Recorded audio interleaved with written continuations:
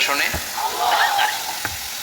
তিনি সব ক্ষমতার আধার, সবচাইতে শক্তিশালী, সব রাজার বড় রাজা, মহারাজা, ঠিক কিনা? আমাদের যার অন্তরে যত জ্বালা যন্ত্রণা আকাঙ্ক্ষা এগুলোকে পূর্ণ করতে পারে একজন সত্তা, তিনি কে? হাদিসে কুদসিতে আল্লাহ বলেন, তোমরা যদি পৃথিবীর সবাই মিলে কোন বিশাল এক ময়দানে দাঁড়িয়ে দু হাত তুলে ফরিয়াদ করো আর বলো, আল্লাহ আমাকে এটা দাও, ওটা দাও, নারী দাও, গাড়ি দাও, বাড়ি দাও, সব দাও, আল্লাহ একের পর এক পৃথিবীর সব মানুষের সব চাওয়াগুলোকে যদি পাওয়াতে রূপান্তরিত করে সবও যদি দিয়ে দেয়, আল্লাহর ধন ভান্ডারের 1 ইঞ্চিও কমবে না। এজন্য চাইতে হবে একজনের কাছে, তিনি কে? সে আল্লাহর জন্য আমরা সবাই পড়ছি আলহামদুলিল্লাহ। আওয়াজ করে পড়েন, রব্বানা লাকাল হামদ হামদান কাসীরান তাইয়িবান মুবারাকান ফি ইয়া রাব্বি লাকাল হামদু কামা ইয়ানবাগি লিজালালি ওয়াজহিকা ওয়া আযীমি সুলতানিকা লাকাল হামদু বিল ঈমান লাকাল হামদু বিল ইসলাম লাকাল হামদু বিল কুরআন।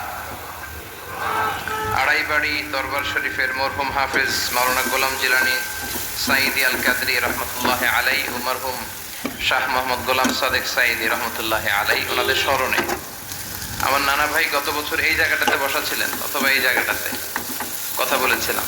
আমি পিএইচডির কাজে বছরের বেশিরভাগ সময় মালয়েশিয়াতে থাকি, তো এবারও যাওয়ার সময় আমাকে বিদায় দিলেন, বললেন যে আমার জন্য দোয়া করো, হয়তো এবার এসে আর আমাকে দেখতে পাবা না। তাই হলো, যারা চলে যায় ওনারা বেঁচে যায়, বিপদে পড়ে আছে আমরা, ঠিক কিনা? ওনাদের ওই পালাটা শেষ, কেউ থাকতে পারবে না। বিশ্বনবীও চলে গেলেন, বিশ্বনবীরও এই ইন্তেকালের মৃত্যুর যে কষ্ট এটা ভোগ করা লেগেছে, ঠিক কিনা? এজন্য কারো রেহাই নাই। আকসিরু যিকরা হাযিমিল লাযযাত, জীবনের সব স্বাদকে পানসা করে দেয় ওই কষ্টের বিষয়, মানে মরণকে বেশি বেশি স্মরণ করো। কিন্তু আমরা মৃত্যুর কথা বেমালুম ভুলে যাই।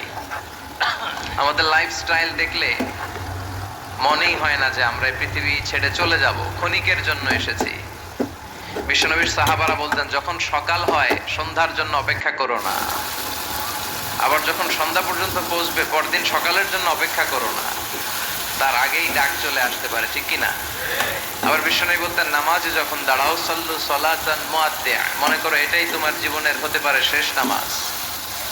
পারফর্ম দ্য সালাহ as if this is your last and final prayer, এমন ভাবে সালাত পড়ো মনে করো হতে পারে এটা জীবনের শেষ নামাজ।